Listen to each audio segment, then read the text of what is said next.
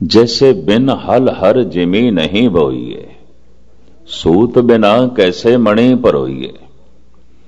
मनुख कोल बहुत वधिया धरती है, चंगी धरती है, पर बीज नहीं है बोण लई, तो धरती बेमैनी। वधिया तो वधिया इस कोल बीज है, पर धरती नहीं है। तो हथेली ते सरसों थोड़ी जमदी है, सिर्फ कहानियां ही ने भी हथेली ते सरसों जमा दी, हथेली ते नहीं जमदी होंदी। बीज नूं फल तक अपणन लई जमीन चाहीदी है, बीज नूं फल तक पहुंचण लई जमीन चाहीदी है, धरती चाहीदी है। जैसे बिन हर हर जिमी नहीं बोइए, सूत बिना कैसे मणि परोइए।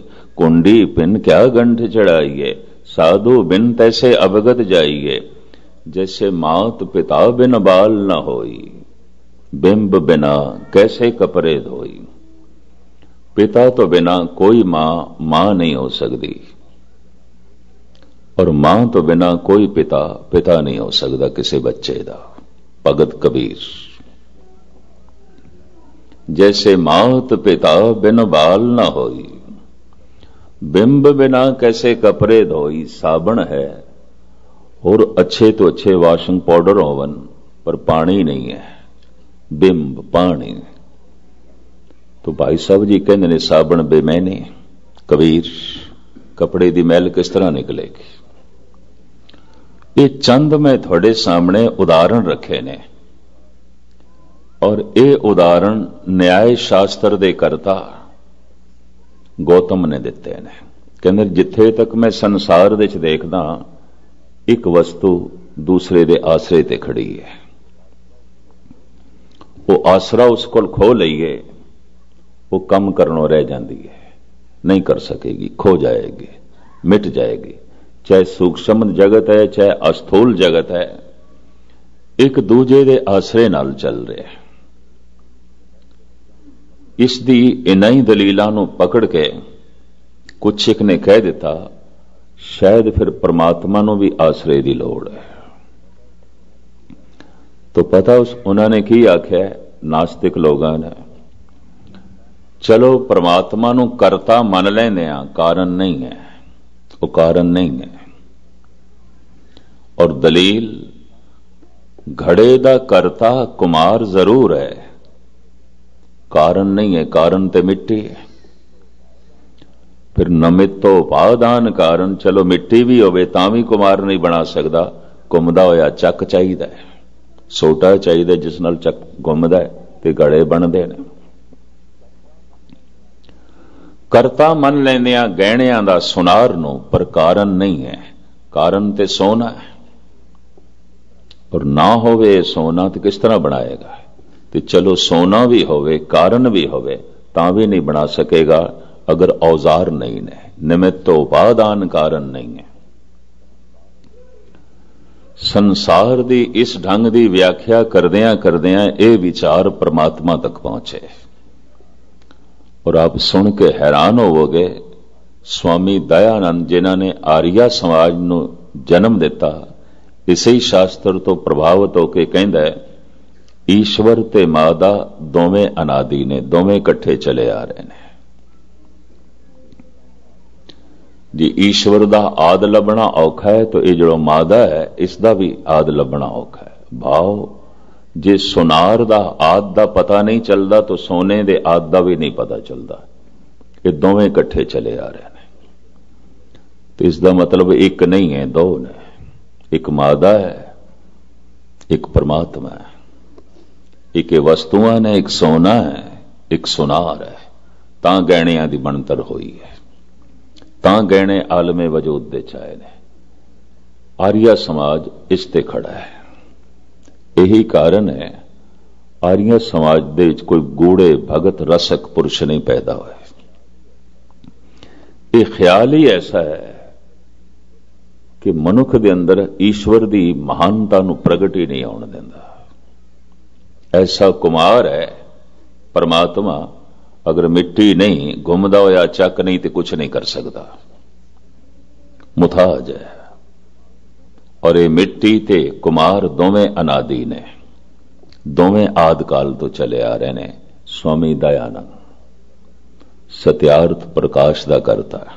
इस तरह के होर कैशो चंद्र इत्यादक इस सोचनी दे जितने पुरुष ने कहते ने ईश्वर नूं करता मनदे आ, कारण नहीं है। और किधरे किधरे कुछ होर अवतारी पुरुषों ने जिस ढंग नाल व्याख्या की उस तो भी भरम खड़ा हो जाता है। जैसे कहते ने एक परमात्मा है, एक माया है, एक खुदा है, एक शैतान है। नेकियां खुदा तो आउंदियां ने, बदियां शैतान तो आउंदियां ने। सारे गुण खुदा तो आउंदे ने, सारे अवगुण शैतान तो आउंदे ने। फिर ते शैतान की पूजा करनी चाहिए। क्यों कि शैतान तो जो कुछ आउंदा है अवगुण संसार दे ज्यादा ने, गुण ते बहुत घट ने, बुराइयां ते बहुत ज्यादा ने, नेकियां ते बहुत घट ने। ते फिर ते इंज दिसदा पिया खुदा हार रहा है, शैतान जीत रहा है। फिर ते शायद शैतान ही खुदा है, खुदा कुछ भी नहीं है, शैतान दे सामने कमजोर है। अगर कह दईए नेकियां खुदा तो आ रही ने, बदियां शैतान तो आ रही ने, और शैतान बदियां नूं रोक देंदा है, इसदा मतलब खुदा दी खुदाई नूं रोक देंदा है। तो फिर ते शैतान बड़ा बलवान है, बड़ा शक्तिशाली है, फिर ते खुदा कुछ नहीं। ये दुविधा बड़े बड़े पैगंबरी पुरुष, बड़े बड़े अवतारी पुरुषों च भी क्यों पैदा हो गई? स्वामी दयानंद जैसे तार्किक लोगों च भी किस तरह पैदा हो गई? सिर्फ इत्थों मन लेंदे आ परमात्मा प्रकाश है, तो फिर जिहड़ा ये अंधेरा है इहदे बारे की कहीए? ये अंधेरा की है? मन लेंदे आ एक जीवन है परमात्मा, पर यह मौत की है, ये जगत मिटदा होया की है। अगर ये कहिए जगत मिटदा होया रब है, परमात्मा है, उसे दा ही रूप है, तो फिर कहना पएगा ये कबर दे खुदा नूं पा रहे हैं, रब नूं पा रहे हैं, और की है? ये अर्थी जला रहे हैं परमात्मा दी। मर गया परमात्मा, उन्होंने मोंडे ते चुक के ले जा रहे हैं। कोई सूरज मिट रहा है, कोई चंद्रमा मिट रहा है, किधरे धरती मिट रही है। इस मिटदे हुए तो घबरा के कुछ एक ने कह देता शायद जीवन परमात्मा है, मौत शैतान है, माया है। नेकियां ईश्वर तो आ रही ने, बदियां माया करके ने, शैतान करके ने। तो इस तरीके नाल अगर नाप तोल करना होवे तो बदियां ज्यादा ने, नेकियां बहुत घट ने, अंधेरा बहुत ज्यादा है, रोशनी बहुत घट है। अद्धी जमीन ते तेज समझ लो अंधेरा रहिंदा ही है, एक पासे रात एक पासे दिन, पर जमीन दे थल्ले भी अंधेरा है। सागर दी गोद दे च भी अंधेरा है, थल्ले चले जाओ तो अंधेरा ही अंधेरा है, और की है? अंधेरा तो बहुत ज्यादा है, रोशनी तो बहुत घट है। तो जे गुणा नूं नापोगे तोलोगे तो गुण बहुत घट ने, बहुत घट ने, अवगुण बहुत ज्यादा ने, व्यापक ने, बड़े प्रबल ने। तो फिर किस तरह कहिए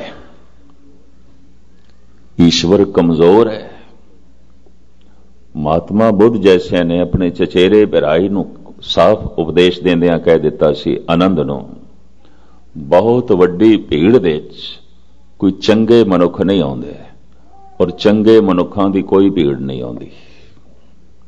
सूत्र इस नूं कहंदे ने, दो शब्दां विच बहुत वड्डी गल कह देनी।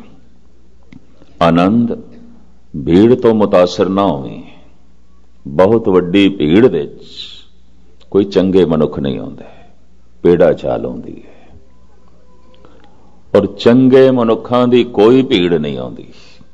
भाव थोड़े आउंदे ने, बहुत थोड़े आउंदे ने। तो इसका मतलब है खुदा बहुत थोड़ा है, शैतान बहुत ज्यादा है, माया बड़ी प्रबल है, ईश्वर बहुत छोटा है। हिम्मत की है गुरु नानक गुरु गोबिंद सिंह जी ने। आप कहते नहीं सब कुछ उसे तो ही है, करन कारण प्रभ एक है, दूसर नाहिन को है। वो करता भी है, वो कारण भी है। रोशनी भी उसे तो आउंदी है, अंधेरा भी उसे तो आउंदा है। तंदुरुस्ती भी उसे तो आउंदी है, बनी हुई मर्यादा के मुताबिक बीमारी भी उसे तो ही आउंदी है। जीवन भी उसे तो आउंदा है, मौत भी उसे तो आउंदी है। क्यों? वो कृत नहीं है, सब कुछ दा करता है। जो कुछ भी जगत विच दिखाई दे रहा है, हो रहा है, सब उसे तो। सबको काल सबन को करता, रोग सोग दो खन को हरता। इतनी समझ आंदियां मनुख दा करतापण मिट जाता है और मनुख परमात्मा का रूप हो जाता है। अगर इतनी समझ आ जाए, अपने आप को हटा लवे मैं करता नहीं।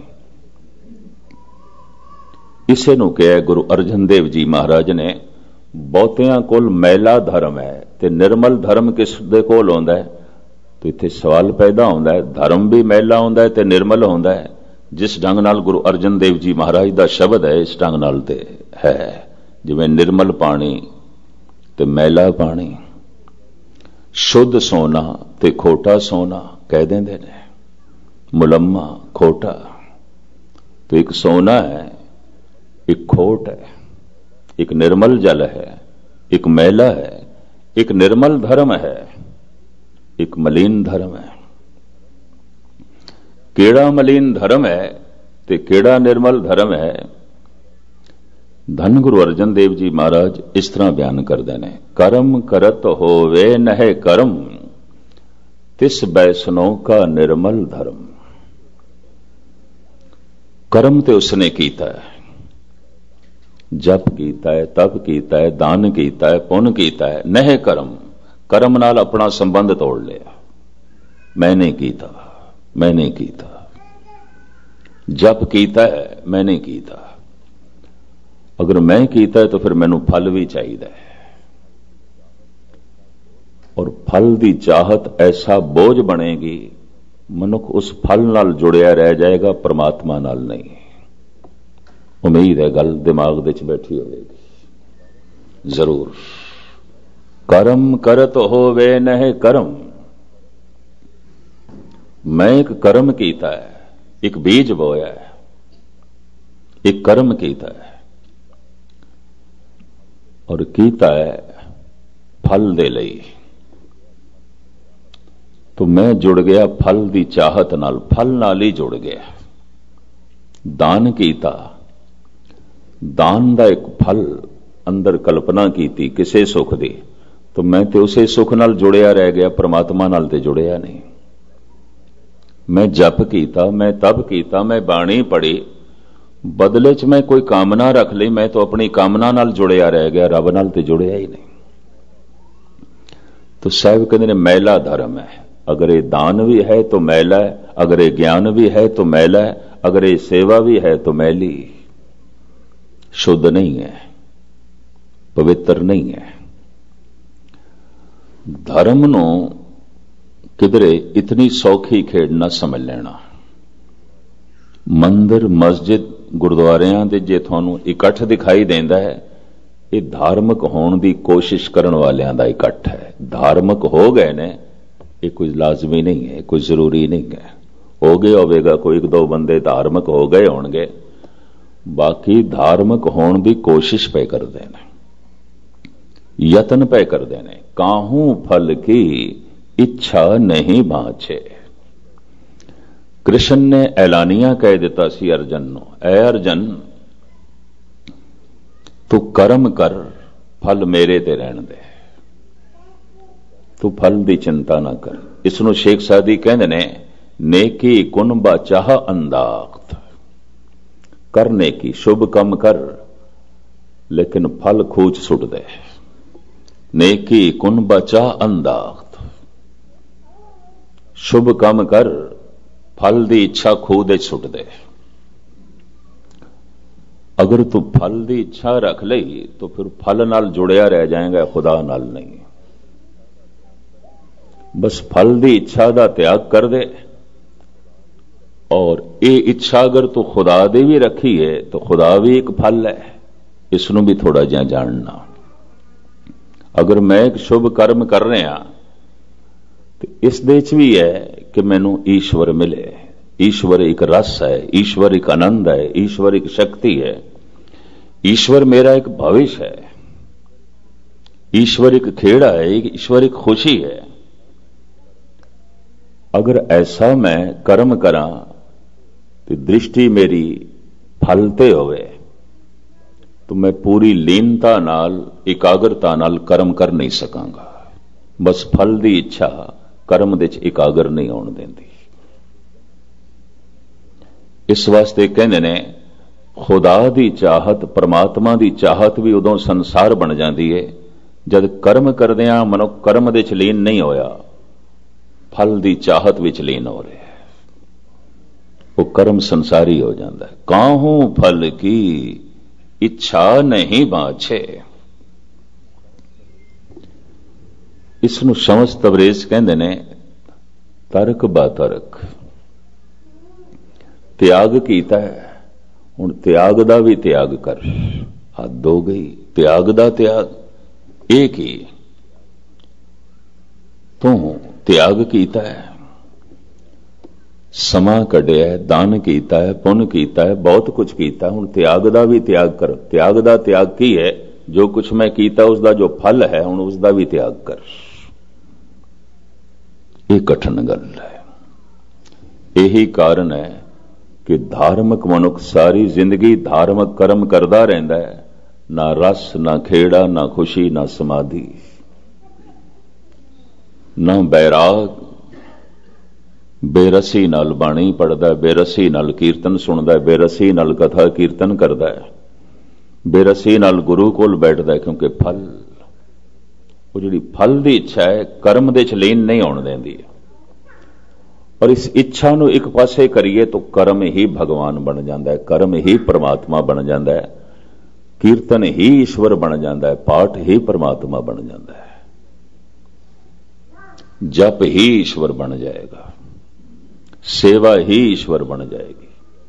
सेवा विचों ही ऐसी मस्ती, ऐसा सरूर मिल सकता है, ये इच्छा ही नहीं रहेगी परमात्मा मिले, क्योंकि सेवा दे च उसकी झलक मिल जाएगी। और मैं अक्सर अर्ज करदा हुंदा, अगर ऐसा अंदरों कुछ ना हो सके तो चलो बाहरों पहले कोशिश करो। लंगर बना रहे हो तो यह सोचो गुरु लई बना रहे हैं, किसी लई नहीं, परमात्मा लई बना रहे हैं। वंडन लगो तो परमात्मा नूं छका रहे हैं। गुरु ग्रंथ साहब कोल बैठो, परमात्मा कोल बैठे हैं, ईश्वर कोल बैठे हैं। तो जद हुण ईश्वर कोल बैठे हैं तो हुण कादी इच्छा? सर्वशक्तिमान कोल बैठे हैं, अंतरयामी दे कोल बैठे हैं। हुण जे तू अपनी इच्छा सामने रख तो इदा यह मतलब है रब नूं कुछ भी नहीं पता। वो कोई सियाणी मां नहीं है जिन्हों इतना ही ना पता होवे कि इस बच्चे दी लोड़ां की ने। ये पिंगूड़े जो बच्चा पिया खेडदा पिया दी लोड़ां की ने, जिस मां नूं इतना ही नहीं पता तो शायद वो मां अखवाण दा ते फिर हक भी नहीं रखती। क्या परमात्मा नूं साडी लोड़ां दा भी नहीं पता? जे तू अपनी सियाणप उसदे अगों रखदा पिया, और अगर इच्छा रखी तो तू अपनी लोड़ां नाल फल नाल ही जुड़िया रह जाएगा और हंकार बनया रहेगा। दान करके, ज्ञान करके, कथा करके, कीर्तन करके बार बार हंकार ते प्रगट होवेगा, निरंकार नहीं, कि कोई तू करता बने हुए तो करता तू है नहीं, तू कृत है, उसदी कृत है। इच्छा एक पासे कर तो करता प्रगट होवेगा, तो जे इच्छा एक पासे नहीं की थी तो फिर तू ते प्रगट होवेगा, हंकार ते प्रगट होवेगा, निरंकार नहीं। इसनों कोई होर चंगे शब्द ते मैनू मिल नहीं रहे। इन्ना ही कहां, कर्म करत होवे न कर्म, कर्म ते तू कर। क्यों? तेनू कर्म करन लई, कर्म तू प्रगट कर सकें, हथ दिते न, पैर दिते न, दिल दिता है, दिमाग दिता है, सारी कृत है, इस दे राही कर्म हो सकता है और कर्म तू कर सकता है। तो कर्म करने की चूंकि समर्था उसने दी है, इस वास्ते तू निमित्त मात्र है, तो कुछ भी नहीं है। जैसे ये मेरिया दो अखां ने, मैं बंद करके भी चल सकदा, खोल के भी चल सकदा, पर मैं खोल के चला, मैं बंद करके चला, एक कला मैनू परमात्मा ने दी है। पर जब मैं बंद करके चला तो भटक जावांगा, ठोकर खा जावांगा, चोट लग जाएगी। ये जो हुण मैनू चोट लगी है, इसका जिम्मेवार मैं हाँ, परमात्मा नहीं, क्योंकि अजे करतापन मेरा है। मैं अख खोल के भी चल सकता सी, और चलन लग्या सुभाव यह होना चाहिए अख खोलनी है। इसे वास्ते ते अख ते दिती है, वरना अखां दी लोड़ की सी। दरख्तां नूं उसने अखां नहीं दित्तियां, पत्थरां नूं उसने अखां नहीं दित्तियां। हालांकि जीव जंतु इन्हां दे च भी मन ले गए ने, गुरबाणी ने मन्ने ने। नहीं लोड़ सी, दरख्त चलदे नहीं ने, तू चलदा है, इस वास्ते तेनू अखां दित्तियां ने। ते तू आखे हुण मैं अखां बंद करके चलना है, ठोकर खा जाएगा, गिर जाएगा, चोट लग जाएगी। इस जिम्मेवारी परमात्मा दी नहीं होगी। बस इतनी सूझ समझ तू प्राप्त कर सकदा है, और तू प्राप्त कर सकदा, इतनी खुल परमात्मा ने दिती है।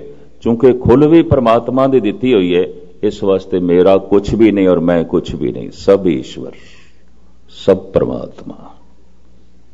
मेरा मुझ में किछ नहीं, जो कुछ है सो तेरा। इस अवस्था दे मनुख जद पहुंचदा है तो की शुभ की अशुभ, की शैतान ते की भगवान, सारा एक रूप दिखाई देंदा है। की अंधेरा ते की प्रकाश, सब उस एक तो आया दिखाई देंदा है। वो जो एक है, वो ओंकार है, वो सत है, वो नाम वाला है और वो करता है। पर ऐसा करता जो पुरख है, अपने कृत दे च बैठ गया। हस्ती कीटी त्रिड़लो आदंग, एक अखंडत बसे अनादंग। जी हथ उसकी किरत है, साड़ी किरत नहीं है, तो हत्थां दे च ओही है। जबान उसकी किरत है, उसकी बनतर है, तो जबान दे च ओही है। दिमाग उसकी किरत है, तो दिमाग दे च ओही है। इतना बोध आ जाए तो करतापन साडा हट जाता है, वो करता प्रगट हो जाता है। गल इतनी नहीं है। इसे नूं कहंदे ने अपना करतापन अगर प्रगट हो रहा है तो सारी धार्मिक साधना व्यर्थ जा रही है। अपना करतापन मिटदा जा रहा है तो करता प्रगट होंदा जा रहा है। बस यही सफलता है, यही सफलता जो है मिल रही है। इत्थे तक ते धन गुरु नानक देव जी महाराज ने परमात्मा की होंद बयान की है। अगे आप कहते ने उहदा सुभाव, उहदे सुभाव विच तीन चीज़ां नहीं ने, निर्भव, निर्वैर, अकाल। समा नहीं है, वैर नहीं है, भय नहीं है। परमात्मा दे च ये तीन चीज़ां नहीं ने। है कि उस दे च ये लंबी चौड़ी गाथा है, बयान नहीं की जा सकती। सारे भगतां ने कहा वो की है, बयान नहीं कर सकते। हाँ, वो की नहीं है तो कह सकते हैं। वो की नहीं है ऐसा तो भगतां ने कह देंगे हैं, पर वो की है नहीं कह सकते। यही कारण है कि एक साइंटिस्ट के सामने अज के युग च एक भगत बेमैनी है। एक साइंटिस्ट जो कुछ कहता है, प्रूफ देंदा, सबूत सामने रखता है। एक भगत जो कुछ है उसके बारे कोई सबूत नहीं दे सकता, और सबूत प्रत्यक्ष रूप तो एक पासे बोल के भी नहीं दे सकता, बयान भी नहीं कर सकता। क्या हूं कथी कथे, कथ देखा मैं अकथ ना कथ ना जाए। जो मैं देखे मैं कह कह के थक गया, मैं नहीं कह सकता। गुरु नानक जे हो जाना, जे मैं जान भी लिया तो मैं नहीं कहना। क्यों? जान लिया तो कह दो। जे हो जाना आखा ना ही, कहना कथन ना जाए। मैं नहीं कह सकता, मेरे बयान तो परे, मेरे कहने तो परे, आउंदा ही नहीं मेरे कहने विच। मैं जितना कहना वो मेरे कहने तो बाहर हो जाता है, मेरे शब्दां तो बाहर हो जाता है। मैं नहीं कह सकता। इसे ने गुरु गोबिंद सिंह जी महाराज ने कहा, कहा नामक ताको कहां कह कहावे कहा मैं बखानो, कहे मो ना आवे मैं कह कह के थक गया, मेरे कहने च नहीं आउंदा। मैं बोल के नहीं प्रगट कर सकता, मैं बोल बोल के कुछ भी नहीं कह सकता।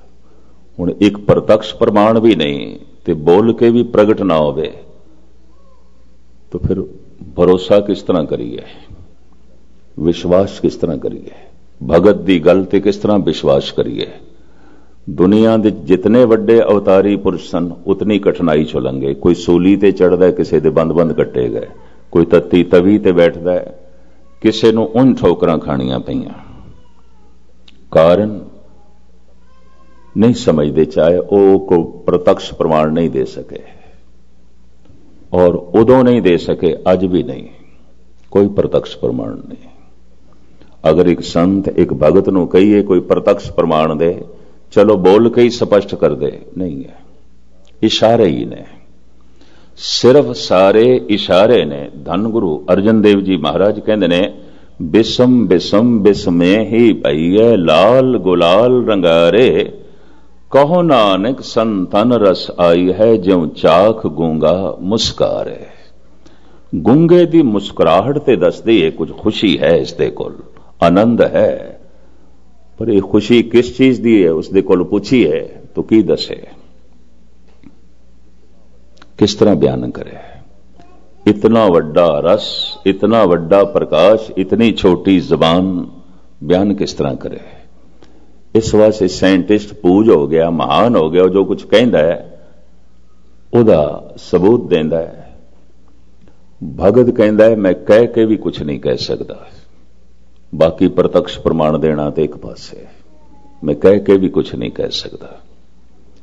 कुछ सियाणे पुरुषां नूं जिहड़े अभ्यासी होंदे ने ते अंतर्मुखी होंदे ने, उन्हां दी कुछ समझ ते पकड़ दे च गल आउंदी है ते वो इंज कह लो जीना बन जाते हैं संसार का, उन्हां दे आसरे ते कुछ बाकियां नूं प्रेरणा मिलण लग पैंदी है।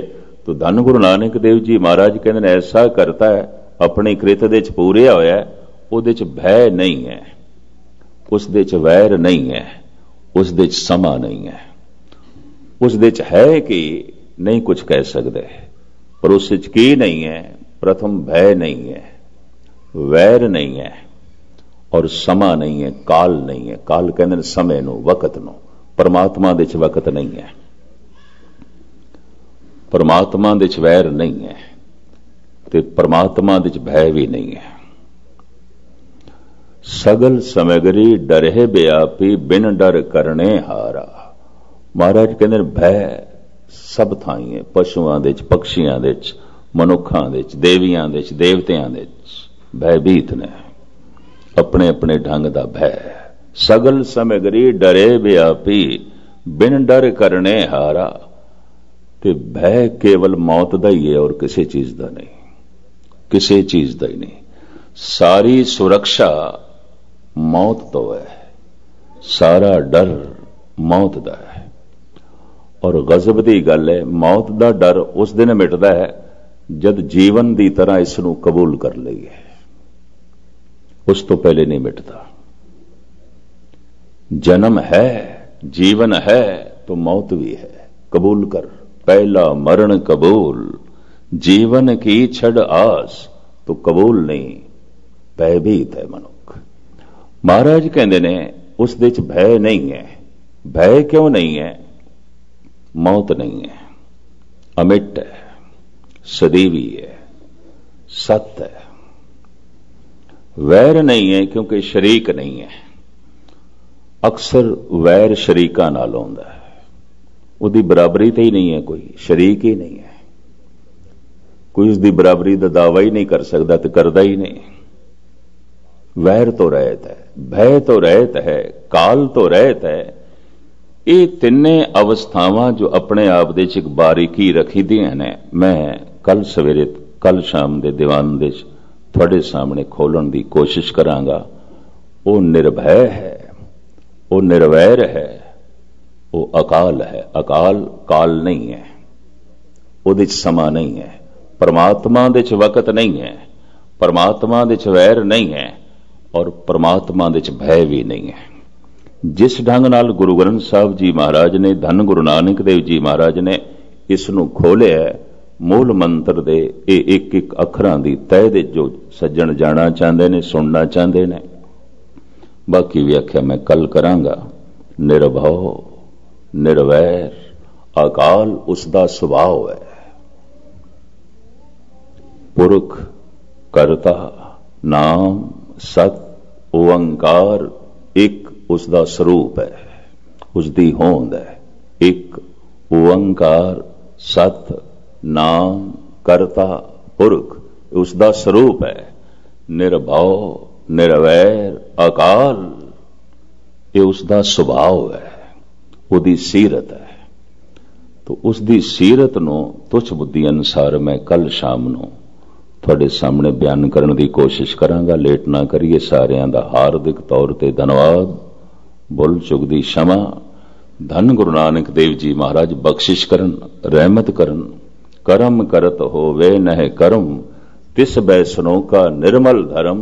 ये निर्मल धर्म साडी झोली दे च पवे कि असी करते पढ़ एक पासे कर दईए तो साडा दान भगवान नूं पैदा करेगा, साडी सेवा ईश्वरी रस नूं पैदा करेगी,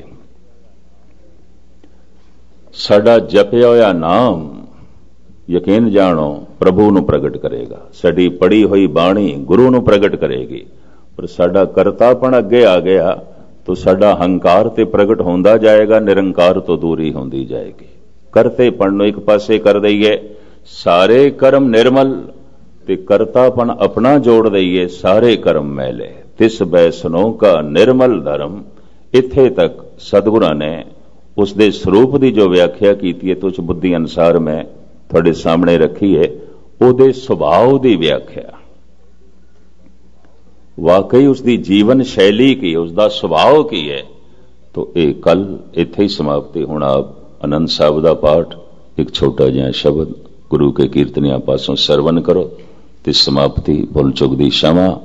वाहिगुरू जी का खालसा, वाहिगुरू जी की फतेह।